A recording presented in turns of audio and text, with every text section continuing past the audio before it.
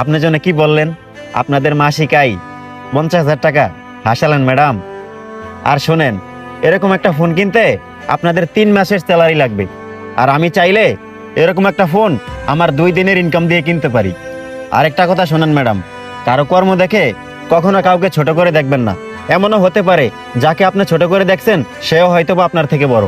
আরেকটা কথা শোনেন ম্যাডাম, রাস্তার পাশের বাদাম বিক্রেতাও 30 থেকে 40,000 টাকা ইনকাম করে, আর আপনি কিনা 50,000 টাকা ইনকাম করে মানুষকে অপমান করে কথা বলেন।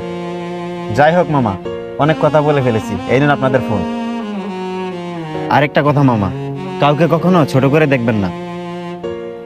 আর মামা, আমার কথা যদি কোনো কষ্ট পেয়ে থাকেন তাহলে আমাকে ক্ষমা করে দিন।